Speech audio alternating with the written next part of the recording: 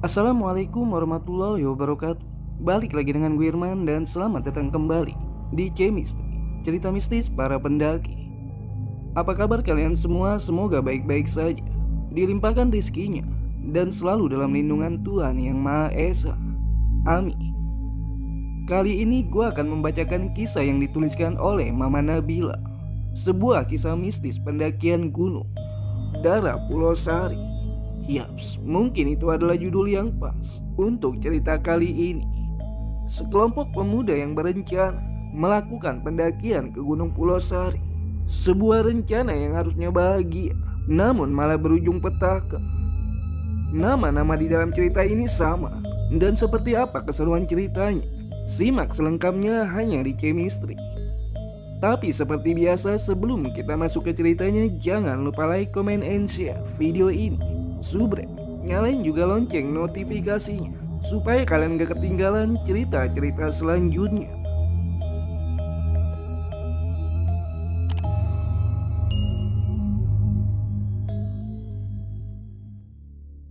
Petaka itu kadang datang sebagian karena takdir, atau terjadi karena kita sendiri yang mengundangnya. Begitupun perjalanan pendakian muda-mudi yang dilakukan usai kelulusan sekolah. Niat hati ingin merayakan kelulusan dengan bersuka cita. Siapa sangka perjalanan mereka berujung petaka. Pagi itu langit berwarna cerah. Udara sejuk yang berasal dari pegunungan membuat serombongan anak muda semakin bersemangat untuk melakukan pendakian. Semua udah ready? Seru Jonah, pemuda yang memiliki wajah oriental itu, memberi komando kepada rekannya. Oke siap, Anwar menjawab. Sekilas ia melirik Nuril dan Erka, dua sahabatnya yang tengah membenahi keril masing-masing. Sebelum melakukan pendakian, sudah menjadi kebiasaan untuk mengecek kembali perbekalan dan juga perlengkapan. Saat itu, mereka akan mendaki ke sebuah gunung yang cukup terkenal di tempatnya. Banyak para pendaki melakukan perjalanan demi menikmati pemandangan indah di puncak sana. Jonah, Anwar, Nuril, dan juga Erka merupakan teman satu sekolah. Keempat pemuda itu sering menghabiskan waktu luang untuk menjelajah alam liar. Begitupun seperti saat ini, saat mereka dinyatakan lulus SMA. Jonah mengusulkan untuk melakukan pendakian kembali. Berbeda dengan pemuda lainnya yang merayakan kelulusan dengan aksi coret-coret atau berkonvoi menggunakan sepeda motor, Jonah memilih merayakannya di atas puncak gunung. Euforianya lebih terasa dan lebih luar biasa menurutnya. Sayang, Anwar pun terkesiap saat mendengar suara yang tak asing di telinganya. Mela, ngapain kesini? Bisik Anwar. Dan yang membuat Anwar lebih terkejut saat Mela datang bersama ketiga teman lainnya. Mereka pun berpenampilan sama, lengkap dengan keril di punggung masing-masing. Jadi juga nih, sekalian battle di atas sana. Selorok Nuril yang langsung mendapat sikutan dari Erka. Mela pun menyapa, lebih tepatnya berpelukan dengan Jonah kekasihnya. Hal yang sudah biasa mereka lihat. Namun Anwar begitu risih. Apalagi di sini merupakan tempat baru bagi mereka. Jadi ngajak cewek nih? Tanya Anwar. Yoi, tenang, kita kasih satu buat elu. Santai bro. Sesaat Anwar pun terdiam ketika melihat ketiga temannya itu tengah bercengkrama dengan teman Mela. Mereka saling berpasangan, membuat perasaan Anwar yang semula tenang mendadak gelisah. Anwar bukanlah pemuda polos. Jonah dan teman lainnya sudah terbiasa dengan pacaran ala kekinian. Bersentuhan bahkan berhubungan lebih dengan perempuan bagi Anwar sudah hal yang lumrah.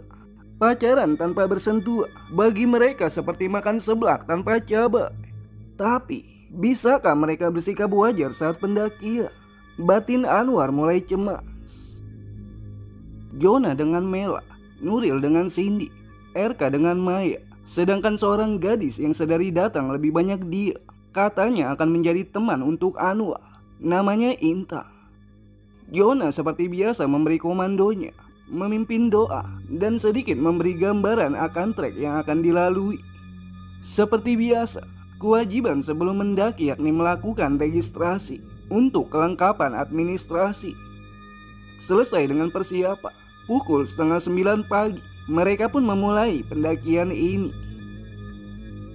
Selama perjalanan, Anwar lebih banyak terdiam. Ia terus mengawasi pergerakan teman-temannya. Mereka berjalan saling berdampingan karena jalanan yang mereka lalui masih berupa jalanan landai dan juga lebar. Tak ada yang aneh selama perjalanan ini. Teman-temannya masih bersikap wajar. Begitupun teman wanitanya. Hanya saja saat jalan sudah mulai berupa tanjakan, beberapa kali tersendat karena para wanita mengeluh kelelahan. Estimasi menuju puncak biasanya memakan waktu 4-5 jam.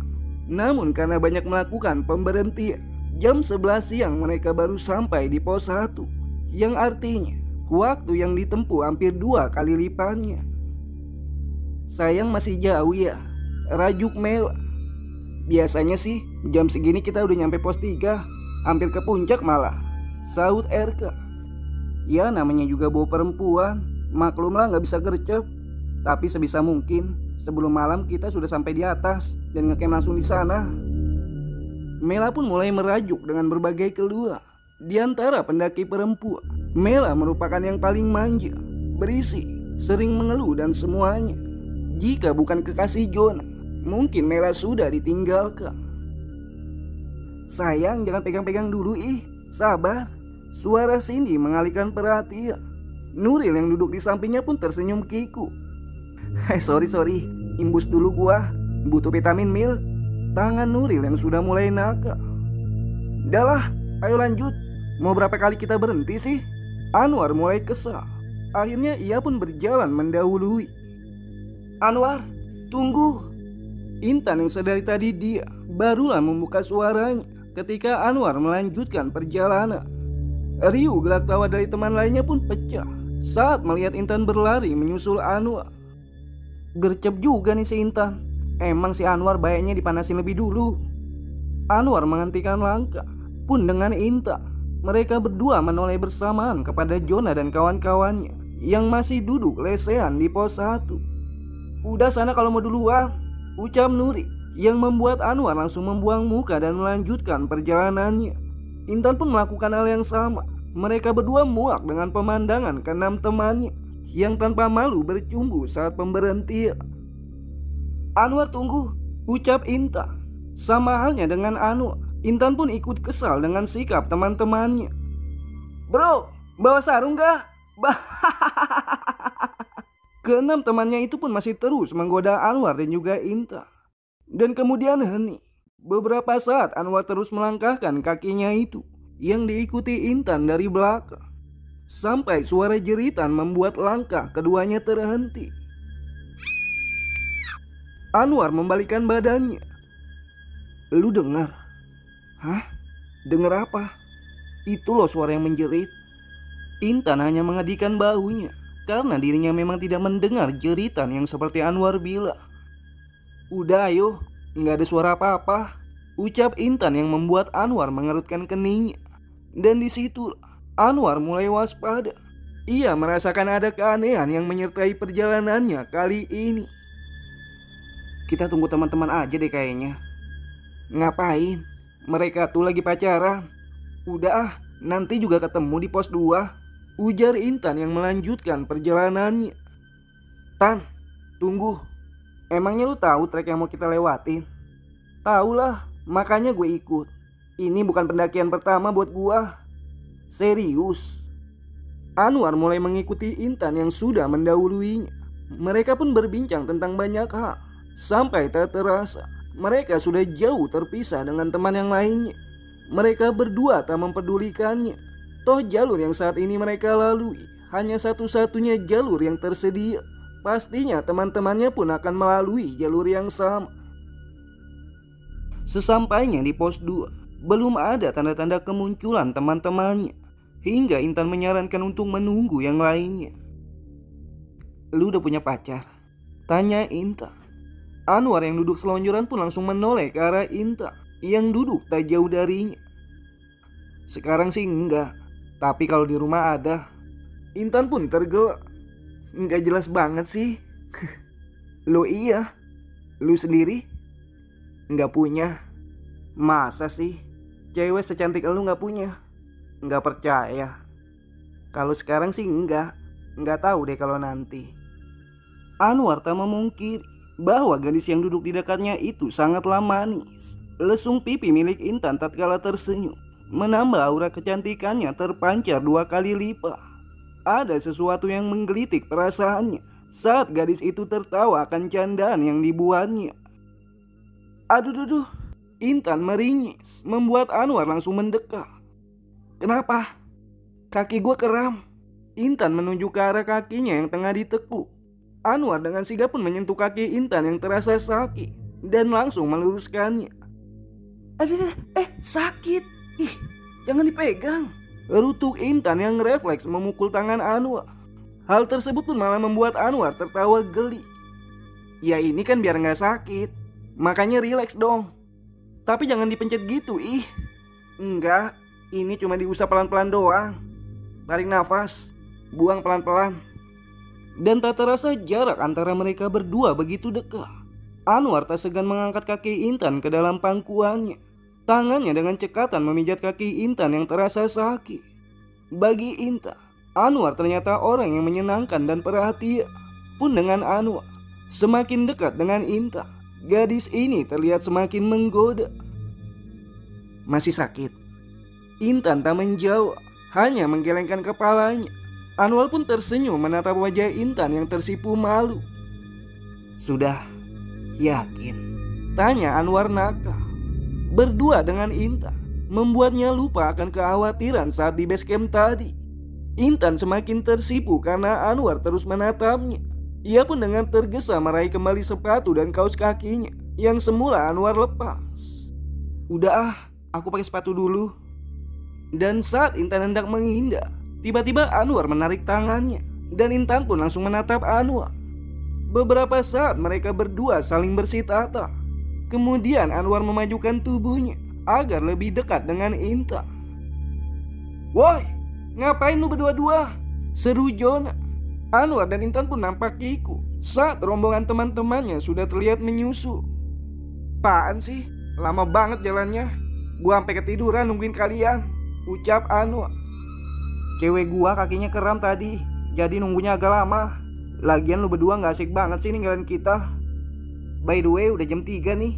Mau lanjut apa ngecamp di sini? Tanya Nuri. Laki-laki berambut ikal itu menatap wajah temannya satu persatu. Sungguh perjalanan kali ini melenceng jauh dari waktu estimasi. Seharusnya paling lambat jam 2 sore mereka sudah sampai di puncak sana. Lain dengan saat ini, hampir menuju petang pun mereka masih di pos 2. Kira-kira estimasi ke pos 3 makan waktu berapa lama ya? Tanya Cindy. Waktu paling lama paling 1-2 jam, jawab Nuri. Bisa nggak ya kita ngecampnya di pos 3 aja? Ya bisa-bisa aja sih. Tapi kalian siap gak? Soalnya treknya lumayan agak curam. Mending lanjut aja. Lagian di sini agak susah nyari mata air. Kita ngecamp di tempat yang sebelum ke pos 3 aja. Di sana dekat sama air terjun. Mendengar usul RK, semua pun mengiyakan ajakannya. Tanpa menunggu waktu lama, semua pun berjalan menuju ke jalur pos 3. Sebenarnya lokasi ini masih satu kawasan dengan air terjun, namun berbeda pintu masuk saja. Dari pos 3, perjalanan berlanjut menuju puncak. Karena jalanan yang dilalui merupakan jalanan setapak yang menanjak, mereka semua berjalan beriringan. Anwar yang berada di posisi paling akhir pun merasakan bulu kuduknya tiba-tiba meremang. Terpaan angin begitu kencang, sedikit mengempaskan tubuh Anwar yang hampir membuat limbu. Beruntung, Anwar masih sigap menguasai tubuhnya sehingga tidak terjatuh. Anwar pun mulai heran saat merasakan udara begitu dingin.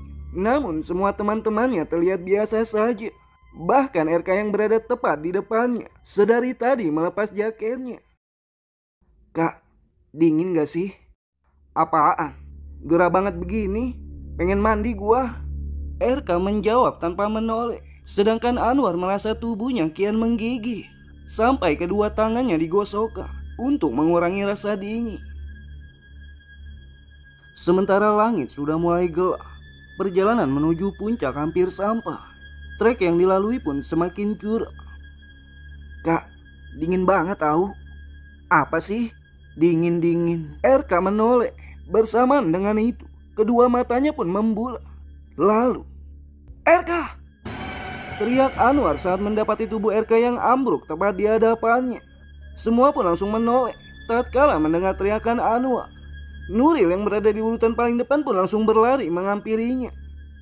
"Kenapa sih RK?" "Nggak tahu gua, tiba-tiba pingsan." Beberapa menit pun berlalu. Setelah memberikan pertolongan pertama, RK tak kunjung siuma, sedang langit sudah berubah warna. Setelah berdiskusi panjang, akhirnya mereka pun sepakat untuk mendirikan tenda darurat. Sementara malam telah tiba, RK tak kunjung siuma. Namun menurut Nuril yang sedikit paham ilmu kedokteran, RK hanya kelelahan, sehingga mereka membiarkan RK untuk istirahat di dalam tenda. Api unggun pun sudah menyala. Para wanita tengah disibukkan menyiapkan makan malam. Suasana nampak aman dan kondusif dari penglihatan Jona. Lain halnya dengan Anwar. Semenjak RK pingsan, dirinya diliputi kecemasan.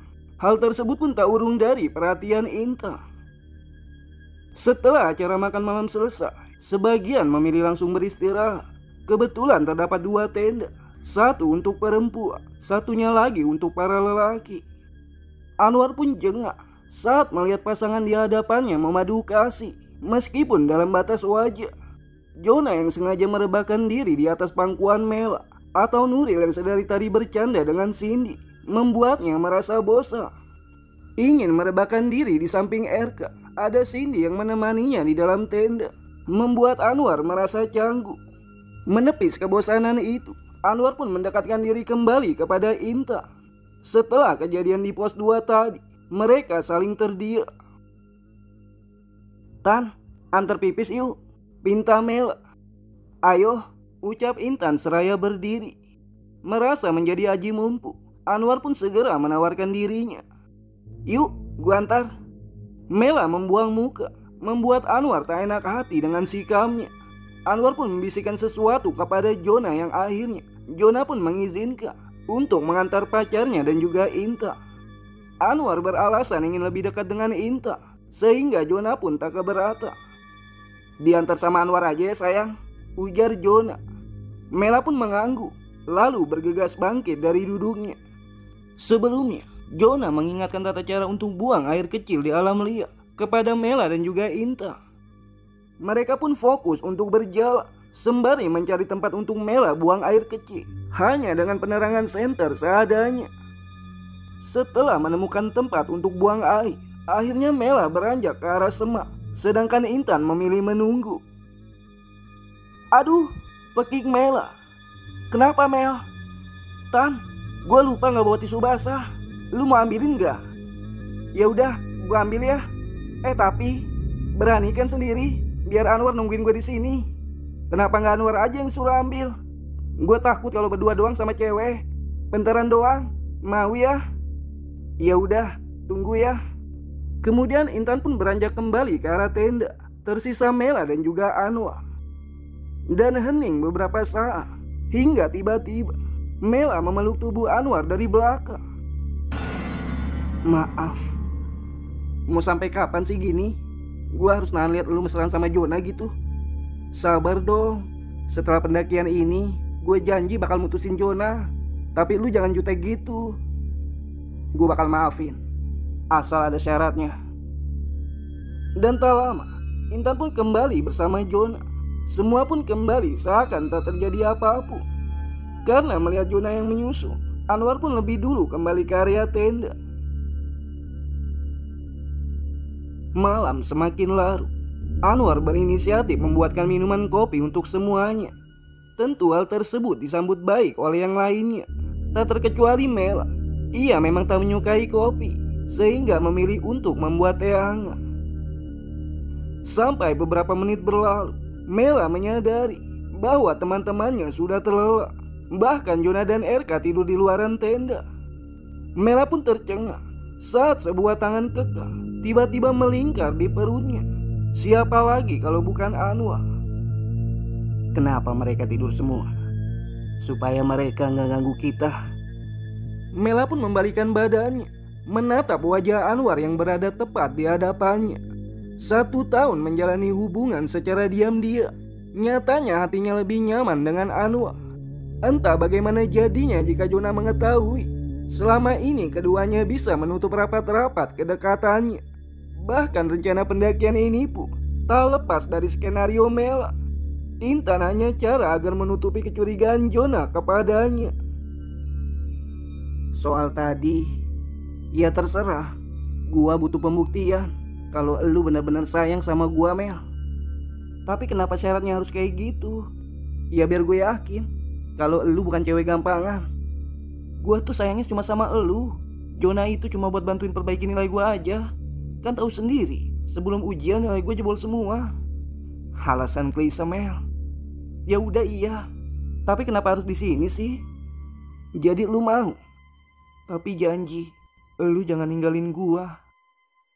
Anwar pun menggiring tubuh Mela tepat di bawah langit alam liar, di samping api unggun yang membara.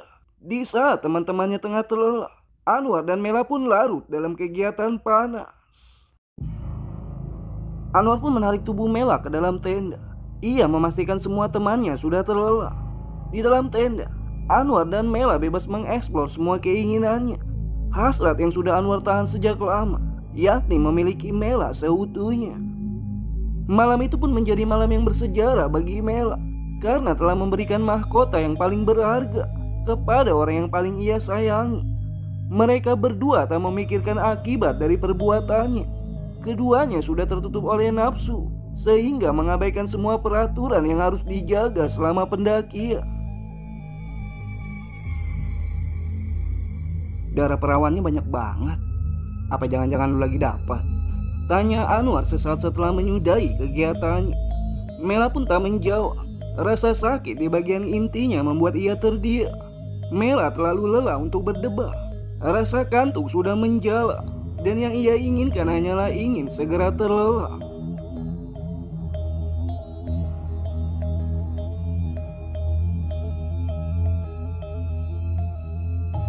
Sementara pagi mulai menjelang, suasana begitu dingin dan bertutup kabut.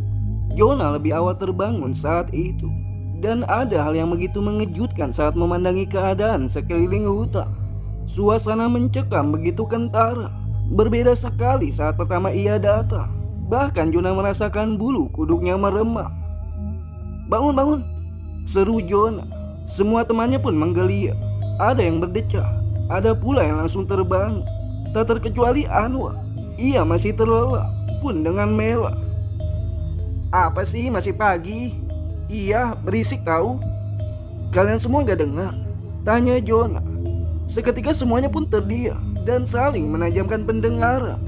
Mereka semua pun berpandangan, melirik satu sama lainnya. "Tolong, tolong, tolong!" Teriakan itu samar terdengar seakan tertiup oleh angin. Dan itu adalah suara Anwar dan juga Mela. "Anwar? Mela?" pekik Intan. "Iya, suara Anwar sama Mela," seru Maya. Cindy yang baru keluar tenda pun ikut menganggukkan kepalanya. "Kita turun sekarang, nggak usah pakai acara muncak." Tiba-tiba RK berbicara. Jonah pun tak menjawab. Sebagai ketua tim, ia bertanggung jawab dengan perjalanan ini. Terlebih dahulu ia mengecek keadaan Anwar. Intan pun sigap melakukan hal yang sama.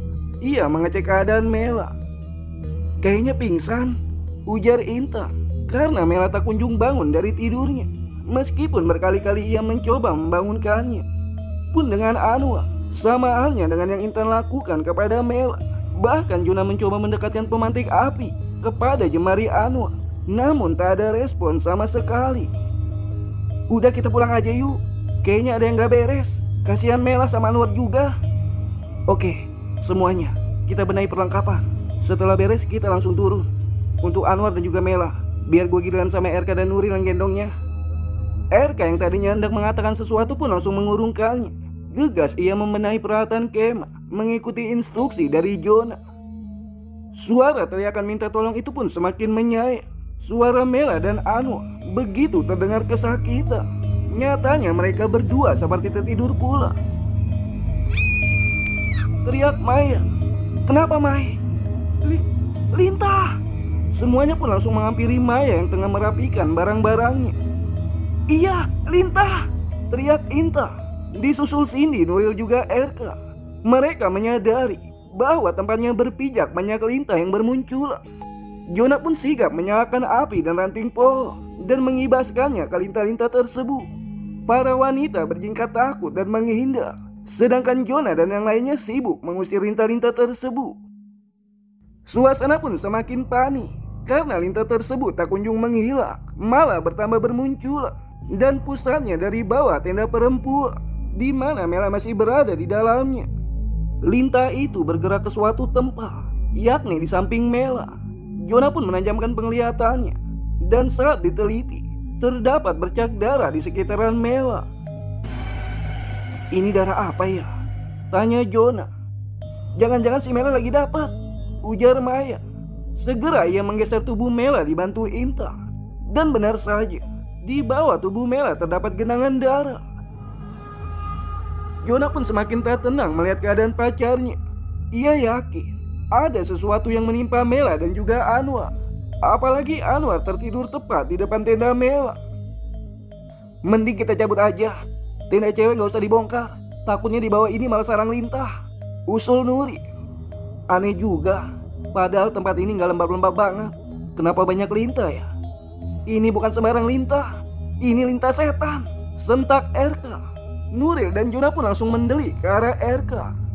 Udah gak usah liatin gue kayak gitu, pokoknya kita turun secepatnya. Ya udah gue gendong Mela, ucap Jonah. Nuril pun mengangguk. Akhirnya ia keluar langsung membopong tubuh Anwar. Namun tak disangka saat mengangkat tubuh Anwar, banyak lintah yang menempel di tubuhnya. Bahkan beberapa lintah menempel di jemari Nuri. Gimana ini? Ya udah kalian cepat turun, biar Anwar gue yang ngurus. Jonah yang sudah menggendong Mela pun mengangguk. Tak ada pilihan selain secepatnya keluar dari hutan ini. Ia harus membawa gadis itu segera turun. Saat ini ia berjalan lebih dulu, disusul Intan, Cindy juga Maya. Sedangkan RK mengurungkan langkah. Ia memilih menemani Anwar dan juga Nuri. Kita harus bersihin tubuh Anwar dari lintah, ucap Nuri. Pertama-tama Nuril mendudukkan tubuh Anwar, sedangkan RK yang menepis satu persatu lintah yang menempel. Susah, pakai cara yang tadi. Yang mana? Bakar. Lah, si Anwar? Nggak apa-apa, cuma dideketin doang biar lintahnya lepas. Dan saat keduanya sibuk menolong Anwar, tiba-tiba keduanya dikejutkan dengan kehadiran nenek tua dari arah belakang mereka. Temanmu itu sudah berbuat kotor. Nuril dan RK sama-sama terkesiap dengan kemunculan nenek tersebut. Mereka pun menoleh bersamaan ke arah suara, di mana nenek itu berdiri dengan memegangi sebuah tongkat. Ia nampak tak terganggu dengan kemunculan lintah yang begitu banyak. Maaf Nek, maksudnya apa ya? Dasar anak setan, ucap nenek itu sembari tertawa. Deretan giginya yang hitam terlihat begitu menyeramkan. Nuril dan RK pun saling berpandangan. Melihat nenek itu terus tertawa sembari menatap nyalang ke arah mereka, membuat Nuril ingin segera meninggalkan tempat itu. Udah kita jalan aja. Ini gimana sih Anwar? Kita pergi aja dulu dari sini. RK pun mengangguk. Keduanya membalikan badan seraya menggandeng tubuh Anwar. Kalian mau kemana? Tanya nenek itu lagi. Kami mau turun Nek. Tadinya mau muncak, tapi teman kami pingsan. Dia tidak pingsan, hanya sukmanya saja yang menghilang. Apa Nek? Maksudnya menghilang? Dalang gak usah didengerin. Kita susul aja yang lain, gak usah buang waktu. Nuril pun melangkahkan kakinya, tak menghiraukan ucapan si nenek. Yang harus ia lakukan saat ini adalah keluar dari hutan itu. RK tak ada pilihan selain mengikuti Nuril. Meskipun hati kecilnya seakan berat meninggalkan nenek itu. RK sempat menoleh ke arah belakang. Nenek itu hanya terdiam dengan pandangan yang sulit diartikan. Dan sebelum benar-benar berpisah, nenek itu menggelengkan kepalanya, seakan mengisyaratkan sesuatu yang sulit RK artikan. Kita mau kemana? Ini si Anwar gimana? Ya turunlah lewat sini. Tapi Ril, kerasa gak kalau beban tubuh si Anwar makin berat? Bahu gue kayak kebas gitu. Perasaan lu aja kali. Nuril berusaha menenangkan. Padahal ucapan RK memang nyata adanya. Bahu Nuril yang menjadi tumpuan lengan Anwar sama halnya dengan yang RK rasakan. terasa kebas dan juga nyeri. Tangan Anwar itu lebih berat dari keril yang mereka bawa. Berhenti dulu deh, kita lihat lintanya, masih pada nempel gak? Ya udah. Nuril dan RK pun langsung melepas tubuh Anwar bersamaan. Tubuh Anwar pun jatuh ke tanah. Keduanya tak mempedulikan. Mereka pun melakukan hal yang sama, yakni memeriksa bau masing-masing.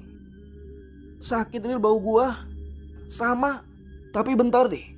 Nuril terkesiap dan langsung meraih bau RK, menyingkap baju di bagian baunya. Lebam biru. Lu juga sama Ril. Teman kalian harus segera diobati. Bilik saya ada di sekitaran sini.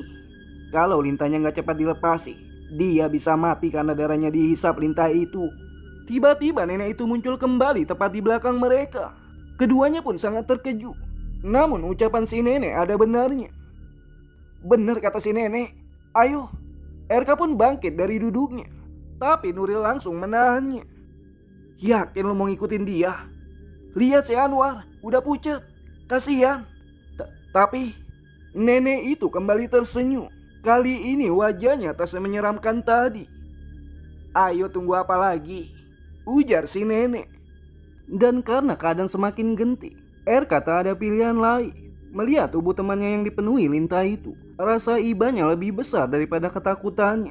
Meski secara nalar, RK merasa heran. Kenapa ada manusia yang tinggal di tengah hutan seperti ini? Nenek itu pun berjalan begitu cepat. Yakin gak sih? Jangan-jangan. Cepat. Sebentar lagi sampai. Teriak nenek itu dari arah depan. Alhasil Nuril dan RK melanjutkan perjalanannya. Sampai tibalah mereka di sebuah rumah. Lebih tepatnya seperti gubuk kecil. Karena atapnya saja dari daun kelapa kering. Dan dindingnya terbuat dari kayu. Sedangkan alasnya langsung tanah. Rumah itu sangat sederhana. Namun suasananya begitu asri. Nuril merasakan sebuah ketenangan saat tiba di rumah tersebut. Tak ada kecemasan dan ketakutan yang ia rasakan. Berbeda dengan RK. Ia lebih banyak menatap ke sekeliling. Wajah RK tak bisa disembunyikan bahwa ia merasakan sesuatu yang mengganggu pikirannya. Padahal ia tadi yang ngotot sekali ingin mengikuti si nenek tersebut. Minumlah, baringkan temanmu di tempat ini. Nenek itu menunjuk sebuah ranjang yang terbuat dari kayu. Nuril dan RK pun mengikuti arahan si nenek. Namun anehnya, tubuh Anwar tak seberat sebelumnya. Bahkan rasa kebas itu semakin memudar. Setelah membaringkan Anwar, Nuril bergegas meraih minuman yang ditawarkan oleh si nenek. Sebuah kendi kecil yang terbuat dari tanah liat dan gelas yang berukuran seperti cawan kecil. Ah, segar banget. Nuril kembali menuang air minum, kemudian kembali meneguhnya. RK pun sebenarnya masih ragu, sehingga ia memilih meminum air yang ia simpan di kerilnya. Nalarnya lebih bekerja, sehingga RK tetap waspada. Tujuannya mengikuti si nenek hanya ingin agar Anwar mendapat pertolongan. Nek, bisa tolong teman saya kan? Tanya RK. Si nenek pun muncul dari balik dapur, membawa piring yang berisikan singkong rebus yang masih mengepulkan uap panas. Bisa, kalian cicipi dulu. Saya nggak punya apa-apa selain rebusan ini. Wah, si nenek tahu aja kalau kita kelaparan. Saya paham akan itu, termasuk apa yang kalian pikirkan. RK pun terdiam. Ia semakin curiga dengan nenek yang ada di hadapannya. Berbagai rasa pun berkecamuk di dalam diri RK, membuat rasa lapar yang ia tahan sedari tadi menguap. Apalagi ia mengingat insiden sebelum dirinya terjatuh pingsan. Ada sosok menyeramkan di balik tubuh Anwar. Wajah yang mengerikan itu masih terekam jelas di ingatannya. Taringnya yang menjulang ke atas, deretan giginya yang begitu runci, wajahnya yang hitam, dan matanya merah menyala. Sementara Nuril melahap makanan yang disuguhkan. Ia begitu menikmati makanan tersebut, meskipun hanya rebusan umbi-umbi. Enak banget. Lu bener gak mau? Makan aja deh. Kamu gak makan, Cah Bagus? Tanya nenek itu kepada RK. Anu nek, saya nggak biasa makan makanan yang masih panas. Nanti aja nunggu adem. Oh iya, gimana teman saya? Nenek itu pun menyunggingkan senyuman, membuat bulu kuduk Erka langsung meremah. Kemudian wanita tua itu mendekat ke arah pemberinya. Saat Nuril tengah asik melahap makanannya, Erka lebih memilih mengikuti langkah si nenek. Kalian mau selamat? Nenek itu berucap pelan, sembari menyingkap baju Anwar. Tanpa rasa jijik mengambil satu persatu lintah yang menempel di tubuh Anwar. Karena terlihat muda, tadinya Erka hendak membantu, namun nenek itu menepisnya. Ada kelegaan di hati Erka saat tangannya bersentuhan dengan si nenek itu. Pikiran buruk tentang nenek tua itu terpatahkan. Yang jelas si nenek itu manusia, sama sepertinya. Iya nek, tadi bicara apa? Apa yang kamu pilih? Nyawamu atau nyawa temanmu? Maksud nenek? Nenek itu pun tergelak kencang. Kamu ini lebih peka dari yang lainnya. Kata menjawab. Pikirannya malah tertuju dengan pertanyaan nenek sebelumnya. Kalian bisa membawa pulang raga temanmu, tapi tidak dengan sukmanya. Temanmu sudah melakukan perbuatan fatal, sehingga penunggu hutan ini murka. Maksud nenek, teman saya nggak akan sadar. Kesalahan fatal apa nek? Selama sukmanya masih bersatu dengan pasangannya, itu artinya tidak. Kembalilah sebelum sesuatu yang buruk menimpa kalian semua. Nenek sebenarnya siapa? Bersatu dengan pasangannya? Maksudnya? Saya Welas Asih, temanmu itu Gancet. Woi, bangun. Aela, lu pingsan apa mati? Lu Ril, bercandanya gak usah kelewatan gitu. Rutuk Cindy. Gelak tawa teman-temannya membuat Erka perlahan membuka matanya. Yang, kamu udah siuman? Usapan lembut menerpa wajah Erka. Saat membuka mata, Erka terkejut karena Cindy dan Nuril ada di hadapannya. Kalian? Erka pun bangkit. Ia menatap ke sekeliling. Saat ini ia berada di dalam tenda dan teman-temannya masih dalam formasi lengkap. Erka langsung terbangun dan keluar dari tenda, membuat Nuril dan Cindy hampir limbu karena Erka yang keluar secara mendadak. Kalian? Tunjuk Erka pada teman-temannya. Jona, Intan dan juga Maya tengah asik melap cemilan di atas tika.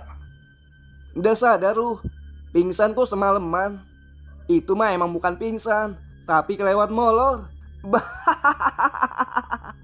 Di mana Anwar sama si Mela? Tanya Erka. Nafasnya masih tersengat karena insiden sebelumnya. Entah itu memang hanya mimpi atau sebuah firasat yang menakutkan.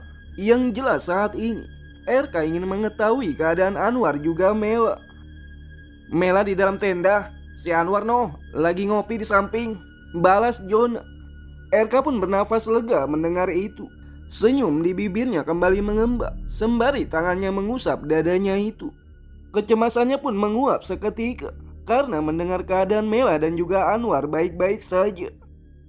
Anwar duduk di atas akar pohon sembari memunggungi tenda. Terlihat ia tengah asik menghisap rokoknya. Sedang dari luar tenda terlihat pergerakan seseorang dari dalam. Erka pun semakin yakin bahwa itu semua hanya mimpi belaka. Termasuk saat ia melihat sosok menyeramkan sebelum ia pingsan. Erka berasumsi bahwa itu semua sebagian dari mimpinya. Sementara hari beranjak siang, Jona memutuskan untuk melanjutkan perjalanan menuju puncak. Namun saat membenahi perlengkapan, Erka melihat sesuatu yang aneh dari Mela juga Anwar. Kenapa lu? Sakit? Tanya Erka. Namun Anwar tak menanggapi. Wajahnya bersikap datar, seakan tak menggubris pertanyaan dari Erka. Setelah semua perlengkapan beres, mereka melanjutkan perjalanan. Namun Erka terus memperhatikan gerak-gerik Mela dan juga Anwar. Mereka berdua berjalan seperti yang lainnya. Namun keduanya berubah menjadi pendiam, membuat kecemasan Erka kembali muncul. Jalanan menuju puncak sudah berupa tanjakan yang kemiringannya sedikit curam. Mereka berjalan berurutan dan RK berada di urutan paling belakang. Dari arah belakang terdengar gelak tawa dari para wanita yang memecah keheningan. Rimbunnya pepohonan menghalangi sinar mentari yang sudah beranjak tinggi. RK hanya merasakan udara dingin. Bahkan jaket yang ia kenakan tak mampu menutupi rasa dingin tersebut. Padahal cuaca yang terlihat saat itu begitu cerah. Dan di sela gelak tawa Cindy dan juga Maya, RK kembali mendengar suara aneh. Gelak tawa seorang wanita. Namun begitu jelas, itu bukan suara Cindy, Maya, Intan, apalagi Mela. Seketika bulu kuduk RK pun meremah.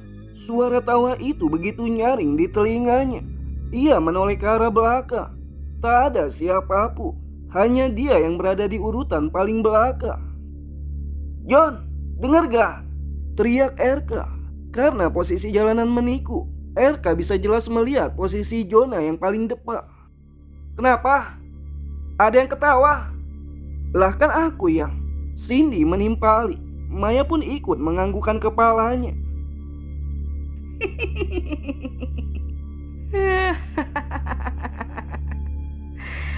"Pergi kalian!"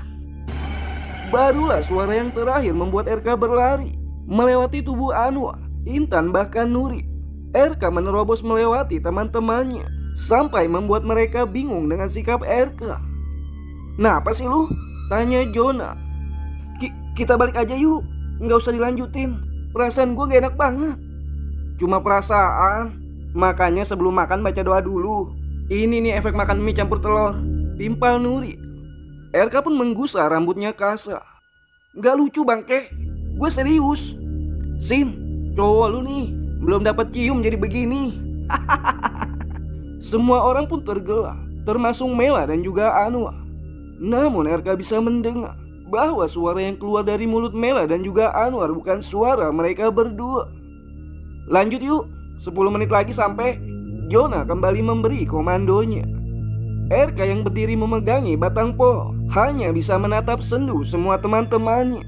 Terakhir, ketika Mela dan Anwar melewati tubuhnya, tatapan yang RK dapat bahkan membuat bulu kuduknya berdiri semua. Tatapan menakutkan, seakan keduanya orang asing bagi RK. Melihat teman-temannya sudah sedikit menjauh, RK menghela nafas kasar sembari merapalkan doa yang ia hafal. RK pun kembali melanjutkan perjalanannya. Sesampainya di atas puncak, segala lelah telah terbayar dengan pemandangan alam yang tersaji. Para wanita pun bahkan langsung mengabadikan momen tersebut dengan bersuah foto. Mela dan Anwar pun ikut bergabung. Namun tetap saja mereka berdua memasang wajah datar tanpa ekspresi sedikit pun. Intan, Maya, dan Cindy begitu antusias. Mereka berseru histeris karena pemandangan di atas puncak jauh lebih indah dari yang mereka lihat di sosial media sebelumnya. Nuril dan Jonah pun gegas mendirikan kemah dibantu Anwar. Sedangkan RK sendiri hanya terdiam memperhatikan satu persatu teman-temannya itu. Entah mengapa dirinya merasakan kesedihan, seakan sesuatu yang buruk akan menimpa. Sampai tak terasa air matanya jatuh berlinangan. "Kak, bengong mulu lu, sini bantuin," teriak Nuri yang membuat RK langsung terkesiap. Segera ia menyeka air matanya, kemudian menghampiri temannya yang mendirikan tenda. Seperti biasanya, 2 tenda didirikan, Jonah bersama Anwar, sedangkan Nuril bersama RK. "Ril, gua ngerasa gak enak hati." "Alah, gak ada teh botol sosro, gak usah ngadi-ngadi. Itu mah makan hati bangsat." Nuril pun tergelak. Memang kedekatannya dengan RK sudah layaknya saudara kandung. Mereka tumbuh besar bersama-sama, bahkan tinggal bertetangga. Semenjak RK jatuh pingsan, sebenarnya Nuril juga merasakan ketidaknyamanan, namun ia bisa menutupinya. "Lihat si Anwar, beda banget kan?" "Beda apanya?" Nuril menjawab tanpa memperhatikan wajah RK yang serius. "Dia jadi pendiam. Dari sononya, dia berisik kalau lagi lapar doang dia. Gue serius. Bukan diem begitu, tapi wajahnya aneh. Aneh gimana? Hidungnya masih ada, matanya juga. Palingan yang hilang spermanya aja. Soalnya dia suka coli kalau lagi kedinginan. Peltak. Sakit, Cok. Sentak Nuri. Karena rasa sakit di kepalanya, ia langsung menoyor kepala Erka. Apaan sih? Pala gue sakit, Cok. Apaan? Erka semakin heran karena Nuril terus menggosok kepalanya. Lu apain pala gua? Apain apaan sih? Orang gue dari tadi megang tambang. Nuril pun terdiam saat menyadari posisi Erka memang ada di hadapannya. Ia pun mengamati sekeliling. Tak ada seorang pun yang ada di belakangnya. Nuril kembali mengusap kepalanya. Ia merasakan ada sesuatu yang menghantam. Sampai jemarinya merasakan sesuatu yang kental ketika bersentuhan dengan kulit kepalanya. Darah! Pekik Nuril. Erka pun langsung membelalakan matanya itu. Segera ia menghampiri Nuril yang tengah dia mematu. Kok bisa? Kenapa? Nggak tahu. Pala gue bocor. Sakit banget. Ada yang nimpuk kayaknya pakai batu. Lagian lu kalau ngomong nggak pakai filter sih. Gue yakin ini pasti ulah. Ulah siapa? Erka pun terdiam. Ia kembali melirik semua teman-temannya. Yang paling utama adalah Mela dan juga Anwar. Lu ngerasa gak sih? Si Mela sama si Anwar beda banget. Bukan karena pendiamnya, tapi wajahnya, auranya sama gerak-geriknya. Nuril pun meringis merasakan sakit di bagian belakang kepalanya. Diamnya Nuril sebenarnya bukan hanya merasakan sakit, melainkan mencerna ucapan Erka. Sebetulnya, ia juga merasakan sesuatu yang aneh selama perjalanan. Sampai lemparan batu yang mengenai kepalanya sudah menjadi ultimatum agar semua harus waspada. Lecet doang sih, tapi lumayan dalam lukanya. Bentar gua obatin dulu ya, ucap Erka. Kegiatannya membangun kemah akhirnya tertunda. Bersamaan dengan itu, Jona yang melihat kedua temannya berjongkok menghampiri. Kenapa lu? Dan di saat Erka hendak menjelaskan kejadian yang sebenarnya, Nuril segera mencekal lengannya. Kepentok kayu sama si Erka. Lah kok bisa? Mana gue lihat? Nggak napa-napa kok, santai aja. Iya nggak kak? Nuril mengerlingkan matanya, memberi kode agar Erka mengiyakan. Iya, nggak napa-napa. Oh yaudah, cepet beresin deh. Biar habis ini kita langsung masak. Lapar gua. Jona pun kembali menghampiri Anwar dan melanjutkan aktivitasnya. Namun, aktivitasnya kembali terjeda saat para wanita bersorak untuk melakukan sesi foto bersama. Yang, foto dulu sini. Kita belum foto rame-rame. Rajuk Cindy kepada Erka, disusul oleh Maya kepada Nuri, terkecuali dengan Mel. Jona merasa kekasihnya berubah pendiam. Padahal perjalanan ini adalah keinginannya. Biasanya Mela paling aktif untuk melakukan sesi foto. Namun, saat ini gadis itu hanya duduk di atas bebatuan dengan ekspresi wajah yang begitu datar. Maya selaku pemberi komando dalam sesi pemotretan langsung menyuruh semuanya agar berkumpul di salah satu tempat, tepatnya di dekat tugu yang menjadi maskot puncak gunung tersebut. Cowok-cowok posenya jongkok ya. Yang cewek berdiri ya. Gua timer 10 detik. Maya menyimpan kameranya di atas tumpukan batu. Setelah menekan tombol, ia berlari untuk bergabung dengan yang lainnya. Dan saat sinar blitz menyala, satu foto akhirnya terabadikan. Ganti posisi yuk, ujar Maya. Posisi gimana lagi sih yang? Udah ikut aja, aku yang ngatur. Maya pun berpikir sejenak. Kemudian ide Maya akhirnya membentuk posisi tak jauh dari yang pertama. Namun bedanya ia memilih temannya secara acak. Karena tinggi badan Nuril yang paling tinggi, Maya memintanya untuk berjongkok. Dan tepat di belakangnya adalah Anwar. Pose apa nih? Bebas aja sih. Oke, seperti biasa ya. Gua timer 10 detik. Setelah menekan tombol kamera, seperti biasa Maya kembali berkumpul dengan teman-temannya. Mereka semua kompak menghitung mundur secara bersamaan. Namun Nuril merasakan bulu kuduknya meremah karena ada hembusan nafas seseorang di belakangnya, membuat ia tak fokus ke kamera. Dan saat hendak menghitung ke angka 1, Nuril merasakan seseorang menghisap sesuatu di kepalanya. Sesapan itu bahkan terdengar seperti seseorang menyeruput sesuatu, tepatnya di belakang luka tadi. Ah! Teriak Nuril bersamaan dengan tubuh yang tersungkur ke tanah. Nuril melirik ke belakang, di mana Anwar tersenyum kepadanya sembari menyeka sesuatu di sudut bibirnya yang tak lain adalah darah.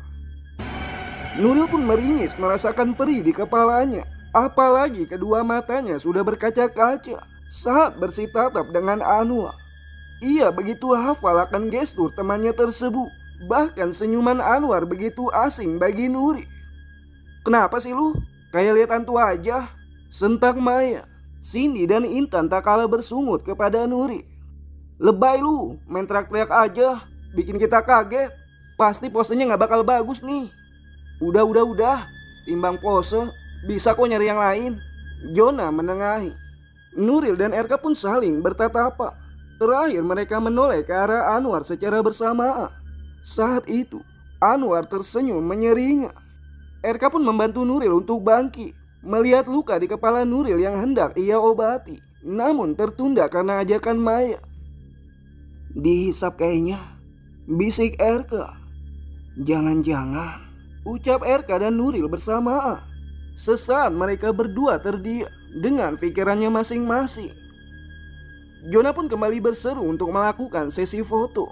Kali ini Jonah selaku fotografer. Nuril dan Erka pun kembali bergabung. Meskipun pikirannya sudah berkecamuk, namun mereka berdua memilih dia karena tak ingin membuat kegaduhan karena prasangka keduanya. "Kumpul semuanya. Oke, hitungan ketiga ya. 1, 2, tik." Jonah menggantung ucapannya. "Kenapa oi?" teriak Erka. Jonah pun membulatkan kedua mata saat melihat layar kamera yang ia pegang. "Jadi gak nih?" Iya, jawab Jonah gelagapan. Jonah pun kembali menatap layar kamera yang sedang ia bidika ke arah teman-temannya tersebut. Namun sesuatu yang ia lihat membuat darah di tubuhnya seakan berhenti mengalir. Kerongkongannya langsung tercekak. Berkali-kali ia mengucek kedua matanya, takut apa yang ia lihat ternyata ilusi. Namun berkali-kali pula ia memastikan penglihatannya tidak salah. "Jadi gak nih?" Seruan dari teman-temannya pun membuatnya tersentak.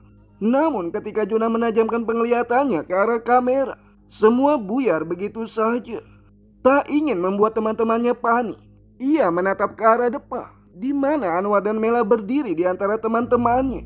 Tapi saat kembali menatap layar kamera, bukan Mela dan Anwar yang ia lihat, melainkan wajah orang lain yang tidak ia kenali. Bahkan kedua matanya berwarna hitam keseluruhan, persis seperti mayat hidup. Jonah pun menyembunyikan ketakutannya dengan berusaha bersikap seperti biasanya. Sengaja kamera Maya ia simpan di kerilnya, takut membuat kepanikan jika semua temannya mengetahui hal tersebut. Sementara hari sudah mulai gelap, tenda yang mereka pasang sudah berdiri. Jonah mencairkan suasana dengan mengajak teman-teman untuk menyantap mie instan yang sudah ia masak. Semua pun berjalan seperti biasa. Sejenak Jonah melupakan karena Anwar dan Mela kembali bersikap normal. Hanya saja keduanya mendadak pendiam. Bahkan nyaris tak ada ucapan yang keluar dari bibir mereka berdua. Saat malam tiba, rasa lelah dan kantuk mengganggu Jonah. Padahal ia sudah berniat untuk tidak memejamkan mata demi menjaga teman-temannya. Erka dan Nuril keduanya sudah terlelap. Bahkan dengkuran kasar dari mereka begitu nyaring di telinga. Jonah sudah berjanji bahwa malam ini akan berjaga. Sebelumnya para wanita sudah terlelap, tersisa Mela dan juga Anwar. Anwar terduduk di depan api unggun, sedangkan Mela berdiam di muka tenda. Keduanya saling berhadapan. Sesaat Jonah menatap keduanya berganti, dan di detik itu pula bulu kuduknya langsung meremah. Sayang, mending tidur aja, udah malam. Lu juga Anwar, lebih baik masuk tenda," Jonah berucap. Namun tak ada sahutan. Ia menelan Salipa dalam-dalam saat keduanya menatap ke arah Jonah bersamaan. Rasa canggung langsung kentara, sehingga Jonah menjadi salah tingkah. Karena rasa kantuk yang begitu berat, Jonah akhirnya tak kuasa menahannya, dan ia pun terlelap.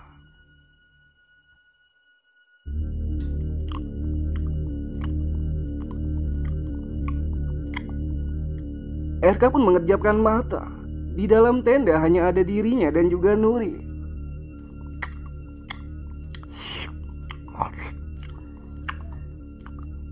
Erka menelan ludah sendiri saat pendengarannya menangkap suara layaknya hewan yang tengah melahap tulang belulang.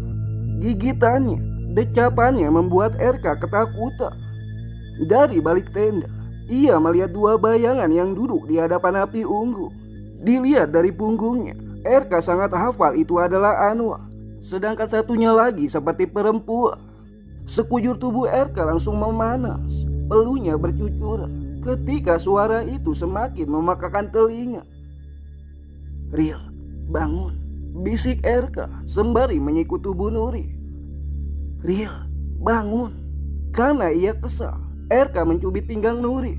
Namun dengan sigap ia membekap mulut temannya agar tidak bersuara. Sejenak Nuril membuka mata dan hendak teriak. Sakit Jo, diam. Lihat di depan. Erka menunjuk ke arah api unggun. Nuril pun akhirnya bangkit dan duduk. Namun suara aneh dari luar sana membuat mereka saling berpandangan. Mereka lagi ngapain? Kayak lagi makan. Tapi makan apa? Kok kayak makan tulang? Jangan-jangan mereka berdua. Nuril dan Erka berjengkit terkejut. Mereka berdua berpelukan seiring dengan gelak tawa yang terdengar dari luar sana. Mereka berdua hanya bisa memperhatikan bayangan tersebut dari dalam tenda tanpa berniat keluar. Mendengarnya saja keduanya sudah sangat ketakutan, apalagi harus bertatap muka dengan mereka. Sedangkan waktu sudah menunjukkan pukul 2 dini hari. Bayangan itu pun lalu bangkit dan pergi entah kemana.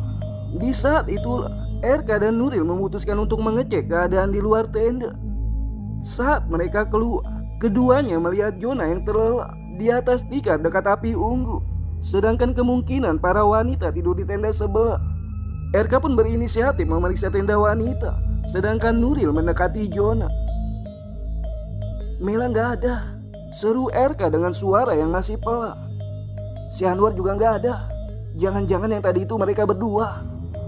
Bentar, ini apa ya?" Erka melihat bercak darah di sekitaran api unggun.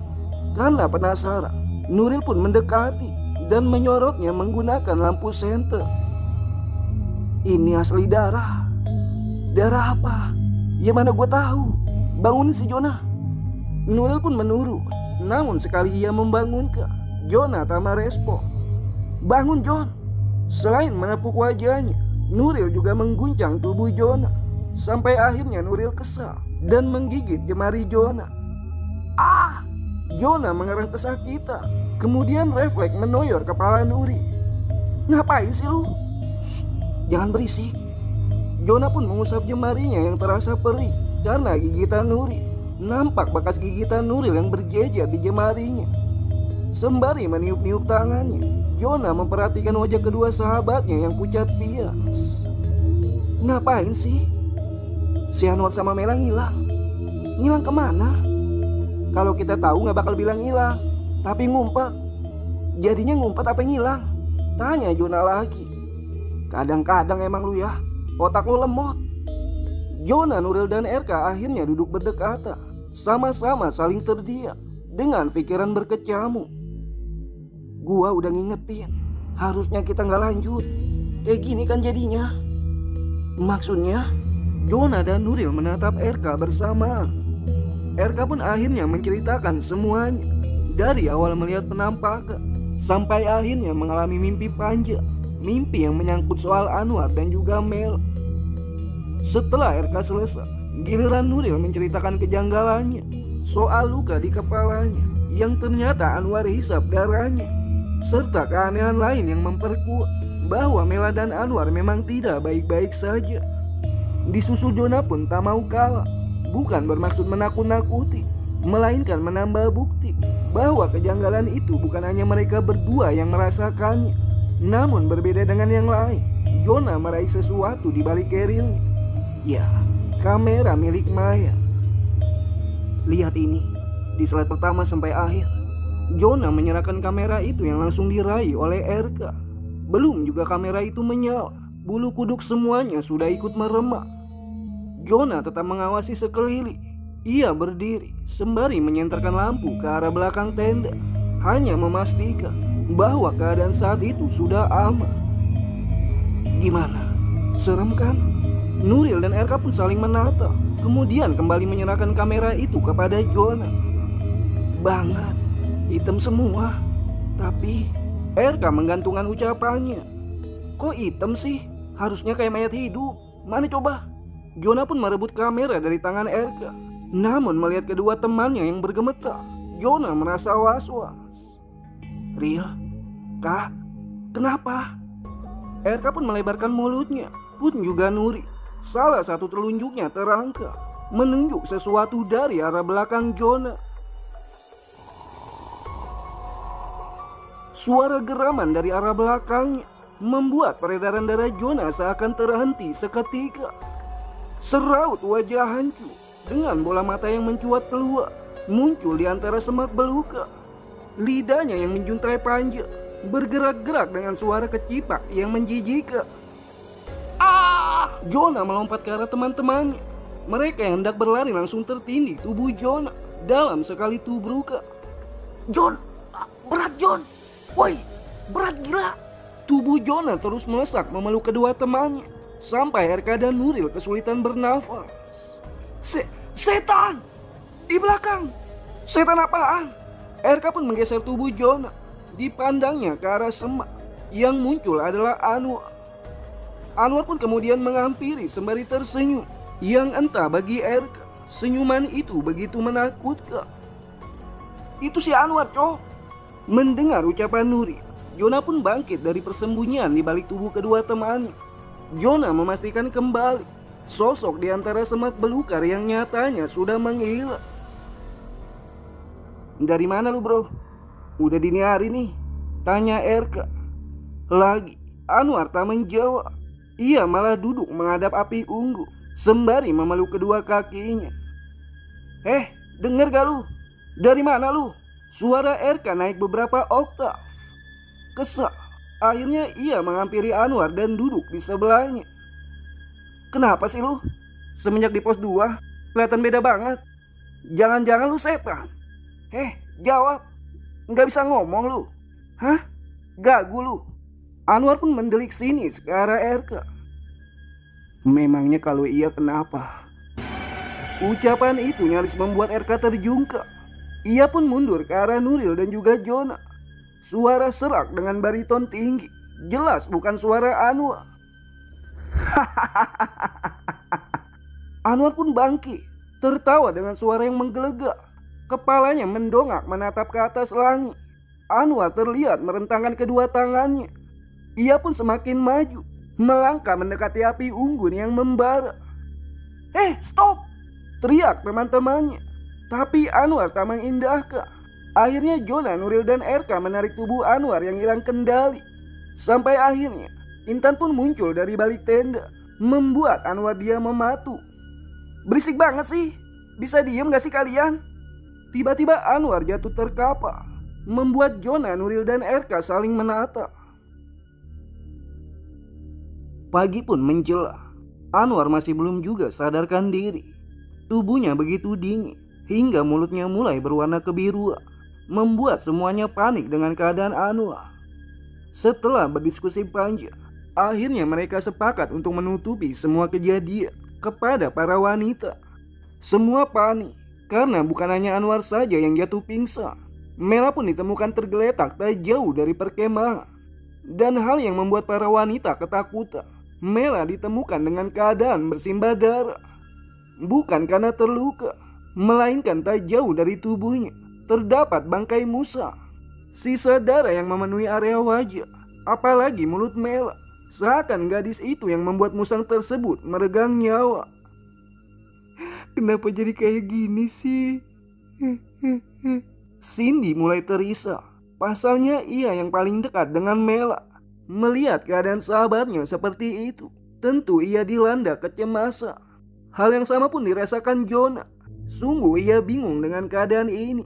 Apalagi mimpi yang Erka paparkan bahwa ada suatu kesalahan yang sudah Anwar dan Mela lakukan. Jonah sudah memiliki banyak praduga. Takut Sangat takut jika kecurigaannya menjadi kenyataan. Tapi melihat Mela saat ini, ia hanya bisa merutuki diri karena tak bisa menjaga kekasihnya. Tapi Mela gak kenapa-napa kok. Gak ada luka sama sekali di tubuhnya. Apa mungkin dia pingsan karena habis ribut sama Musang? Atau jangan-jangan Musangnya yang dicelakai Mela? Suasana pun berubah panik. Para wanita berhasil menerka-nerka bahwa kejadian yang menimpa Mela dan juga Anwar memanglah tidak wajar. Kita turun sekarang juga, biar Mela gue yang gendong. Sedangkan Anwar, karena bobot tubuhnya cukup berat, kita pasang tandu darurat. Jonah memberi komandonya.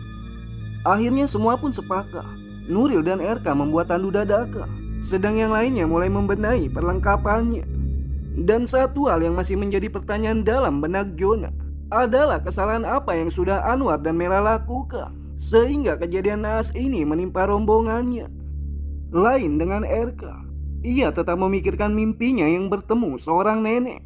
Mimpi yang menyebutkan bahwa sebenarnya Anwar dan Mela sudah melakukan kesalahan. Apa mungkin itu benar adanya, bahwa mereka berdua melakukan hubungan terlarang dan membuat penghuni gunung ini murka?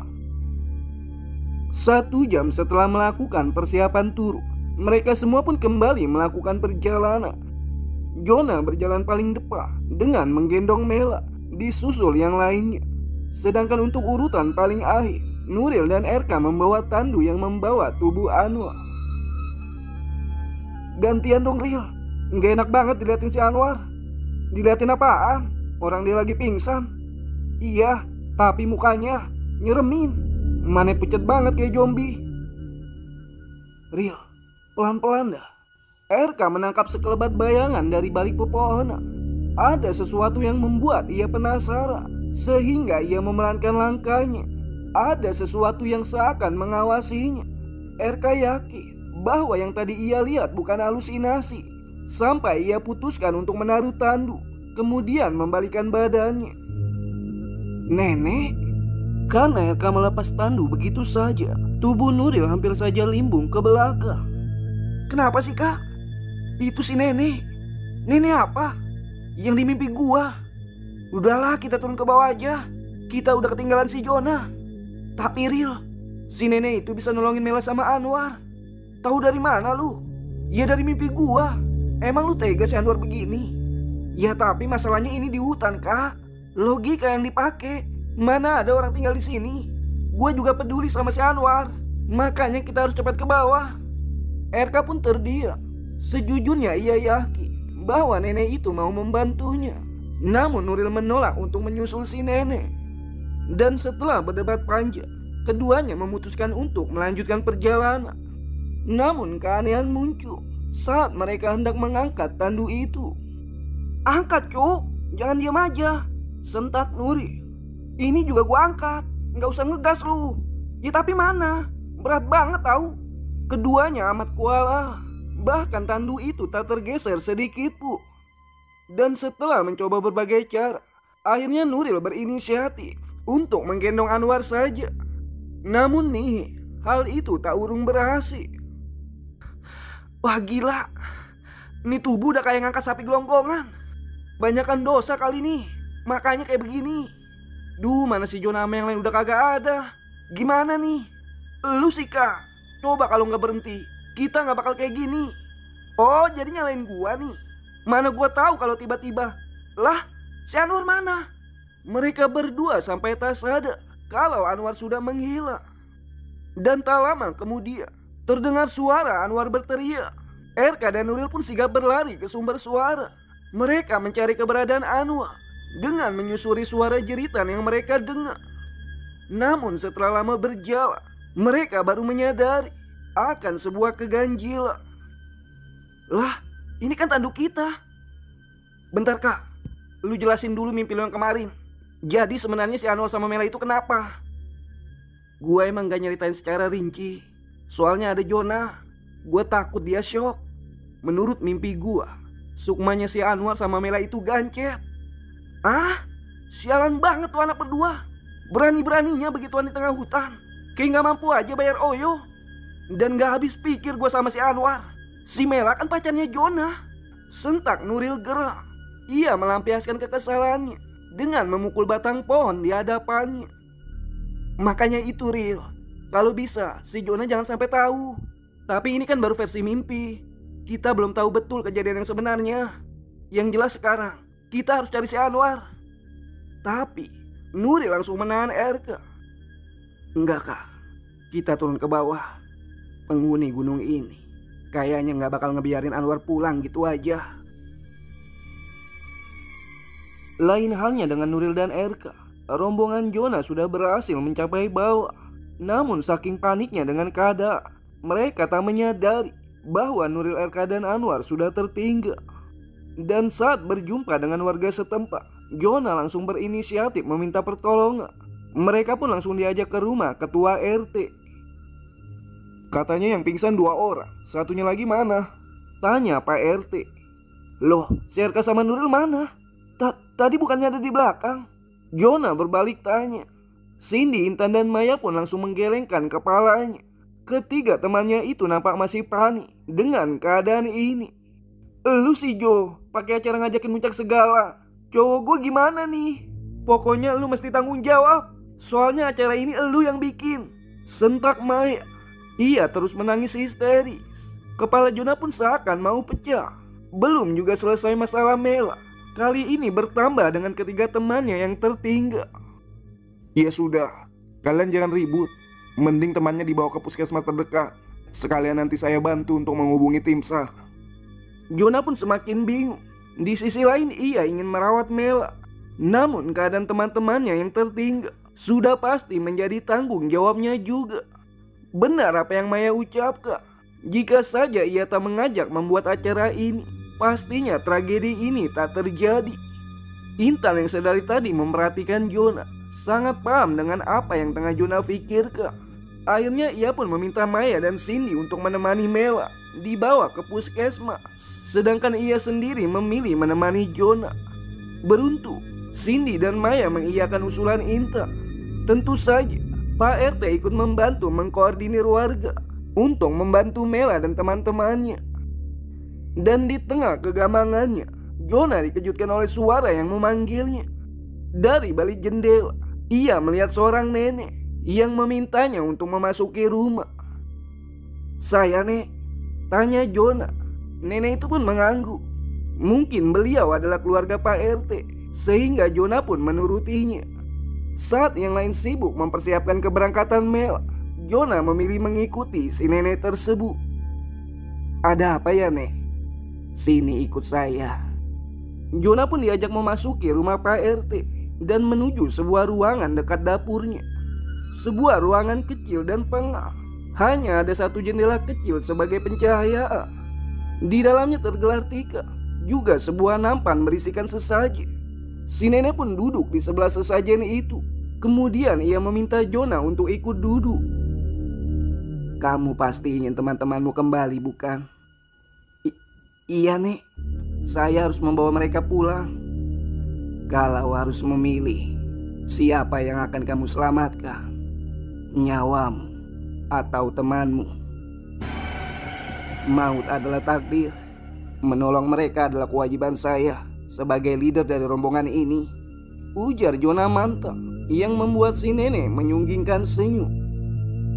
Di antara kalian pasti akan menjadi korban karena salah satu dari mereka membuang kotoran di tempat yang dikeramatkan. Kotoran? Iya, kotoran yang membuat penghuni di atas sana murka. Gunung itu rumah mereka. Siapapun pasti tidak mau jika ada orang mengotorinya. Kamu paham nak? Baik Nek, saya paham. Si nenek pun menyerahkan kantung kain yang isinya entah apa. Simpanlah, pasti nanti kamu membutuhkannya. Namun isinya hanya bisa dipakai 1 orang. Jonah menerima dengan hati yang bingung. Tak lama pun terdengar seseorang memanggil namanya. Sepertinya Intan dan Pak RT. Iya, saya di sini. Jonah pun bangkit dari duduk dan berdiri di ambang pintu ruangan tersebut yang tersekat oleh kain. Pak RT yang melihat kemunculan Jonah pun langsung terkesiap. Ngapain kamu di situ? Cepat kemari. Melihat Pak RT yang sepertinya marah, Jonah gegas menghampirinya. Benar saja, Pak RT langsung menarik tangan Jona dan mengajak duduk di ruangan tamu. Di sana sudah ada Intan yang lebih dulu duduk. Saya sengaja nunggu sepi untuk berbincang dengan kalian. Sebenarnya apa yang terjadi? Apa di antara kalian ada yang berbuat salah? Awan hitam pekat masih terlihat di atas puncak gunung, menandakan ada sesuatu yang tak beres. Saya kurang tahu, Pak.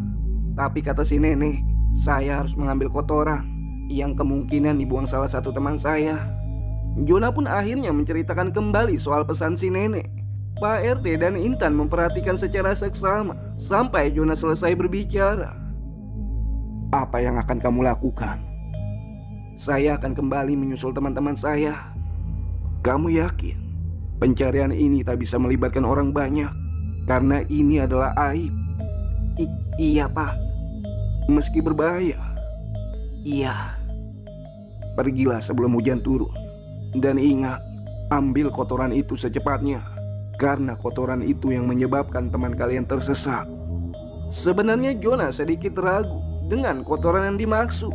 Apalagi ucapan Pak RT yang mengatakan soal air. Nanti kamu akan tahu saat di atas sana. Gue ikut ya, Jo. Nggak usah. Mending lu di sini tunggu kabar yang lain.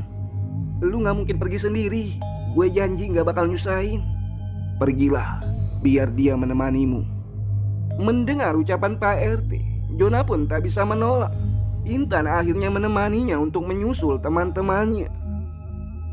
Jona dan Intan membawa perlengkapan seadanya. Sesuai instruksi Pak RT, mereka harus berangkat ba'da asar.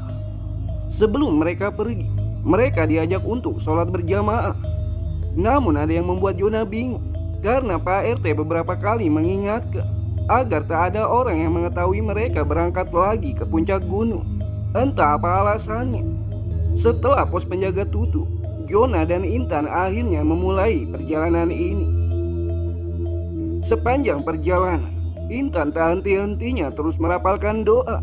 Dan sesuai petunjuk Pak RT agar sampai ke tempat tujuan, mereka harus mengambil jalur yang berbeda, tepatnya mengikuti arah mata angin. Awalnya Jona sedikit ragu, namun ajaibnya, tepat di waktu petang, keduanya sampai di tempat di mana mereka mendirikan tenda. Ini jam 5:30, berarti kita nggak ada 2 jam sampai di sini. Gumam Intan tak percaya. Tan, sebenarnya gue masih belum paham sama kotoran yang harus kita ambil. Kita cari aja, kemungkinan kotoran itu adalah sampah. Intan dan Jona mulai menyusuri di sekitaran tenda. Ia menyoroti tanah menggunakan senter. Sebelumnya, Jona sudah mengingatkan supaya tidak meninggalkan jejak sampah selama mendaki. Dan kemungkinan semua temannya paham, karena sebelum turun, ia hanya meninggalkan tenda saja. Jona pun perlahan membongkar tenda perempuan. Namun penglihatannya tertuju pada sesuatu yang berada tepat di bawah tenda. Dan ia menemukan itu ketika hendak melipat tenda. Rasa jijik bercampur kesal ia rasakan. Dengan perasaan yang berkecamuk, akhirnya ia memungut benda kotor tersebut ke dalam kantung plastik yang sudah ia siapkan. Sampai di sini pun ia sudah paham mengapa kejadian naas menimpa rombongannya. Bisa jadi Anwar dan kekasihnya Mela melakukan hubungan terlarang di tengah hutan ini. Dan kotoran yang dimaksud adalah kondom bekas pakai yang kemungkinan milik Anwar. Jona melayangkan tinju ke udara. Nafasnya memburu. Kemudian ia menjatuhkan dirinya ke tanah. Kenapa, Jo? Intan pun segera menghampiri Jona. Kenapa? Lu sakit? Jona tak menjawab. Ia hanya tertunduk lesu. Intan pun bingung dengan apa yang terjadi. Dan beberapa saat kemudian, tubuh Jona bergetar. Nangis aja, Jo. Nggak usah ditahan. Setelah puas meluapkan kekesalannya, Intan dan Jona masih berdiam diri. Sementara hari sudah mulai gelap, namun mereka masih belum beranjak jua. Di tengah keheningan, tiba-tiba terdengar suara orang meminta tolong. Intan dan Jona pun sama-sama terkesiap. Dengar gak, Jo? Itu suara Mela. Sepertinya dari arah sana. Jona pun tak bergeming. Ia masih terlalu sulit untuk menerima kenyataan ini. Namun melihat Intan bangkit, Jona pun tak ada pilihan lain. Mau kemana, Tan? Itu suara Mela, Jo. Mela kan udah di bawah. Tapi lu denger kan kalau Sukmanya masih ada di sini? Lu paham kan sekarang kenapa Mela sama Anwar pingsan? Intan pun langsung berlari ke arah semak belukar. Instingnya mengatakan bahwa Mela ada di sebalik rimbunnya semak tersebut.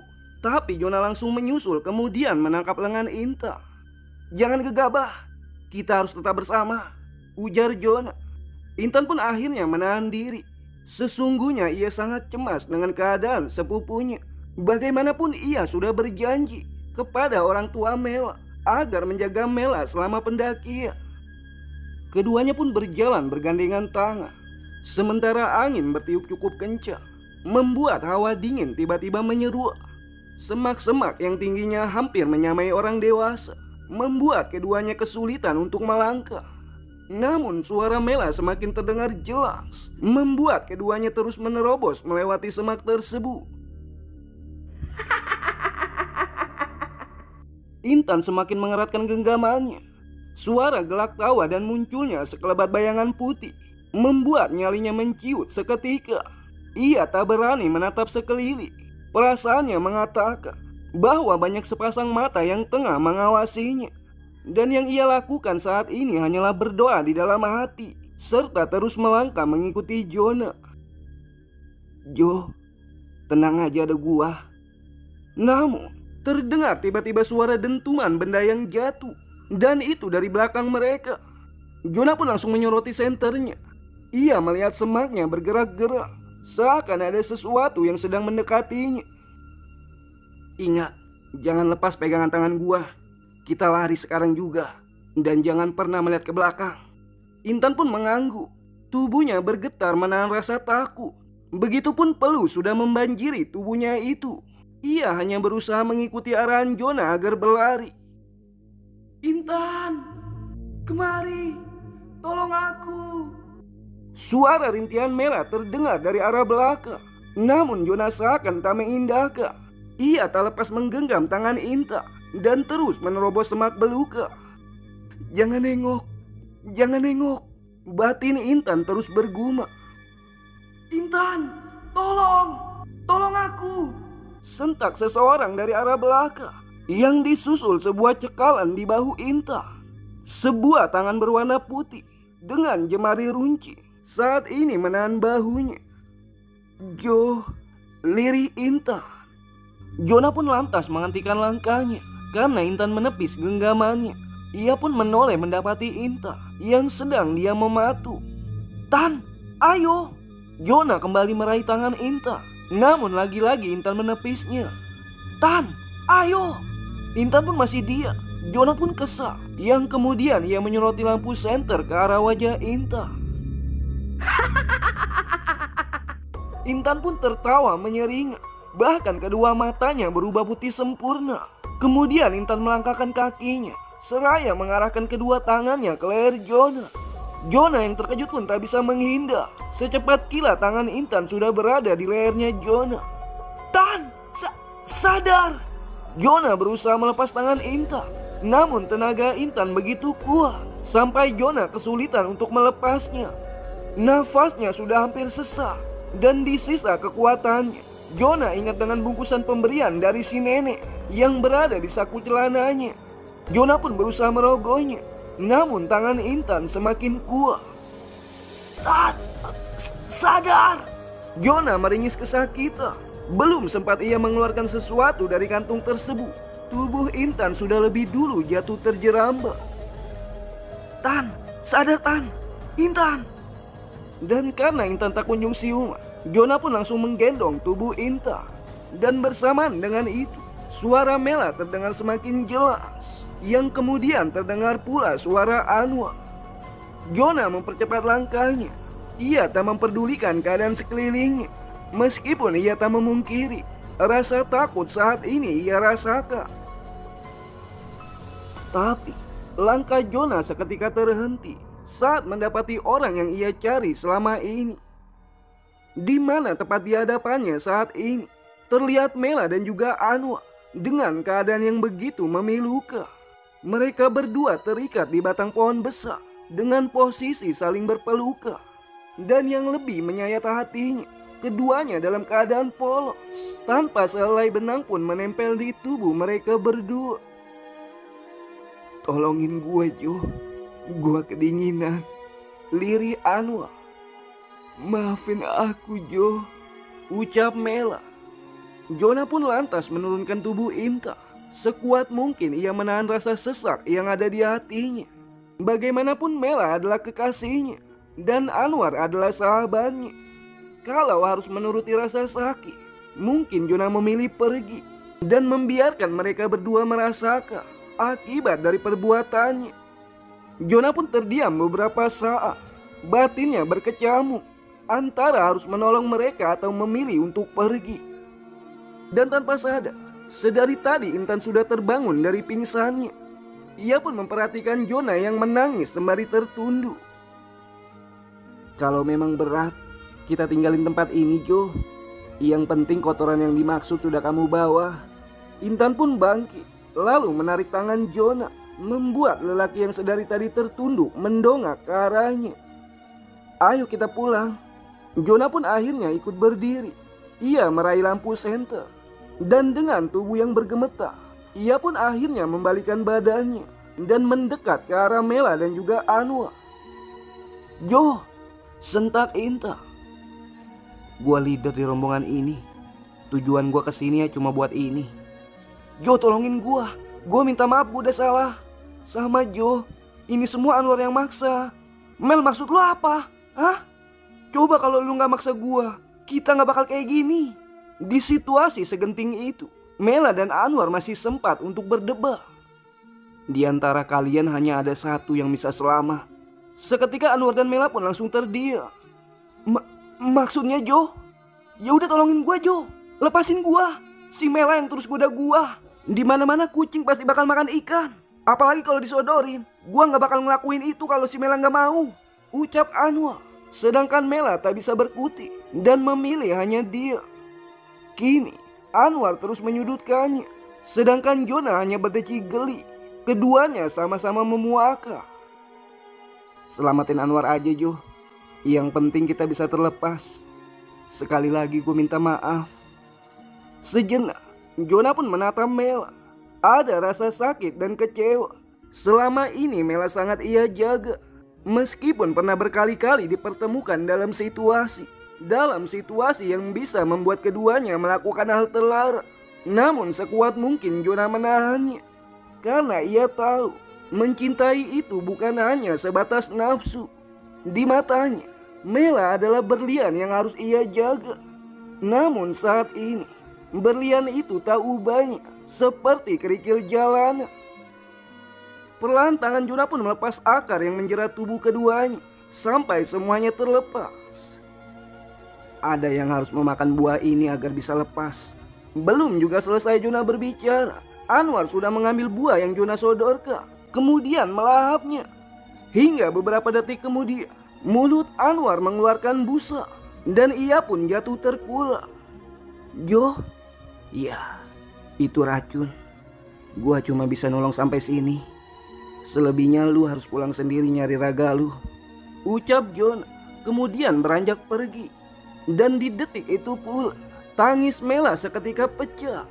Mela menangis, menjerit sejadinya. Namun Jonah tak mengindahkan.